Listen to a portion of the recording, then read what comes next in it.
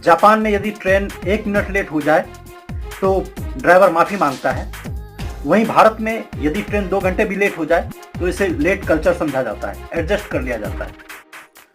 2018 की घटना है, जापान में सुकुबा एक्सप्रेस मात्र 20 सेकंड लेट होती है और वो कंपनी पूरे देश से माफ़ी मांगता है कि मेरे कारण यात्रियों को असुविधा हुई। जापान में समय की कीमत बचपन से सिखाया जाता है कि समय की चोरी आदमी की चोरी से भी ज़्यादा अपराध है।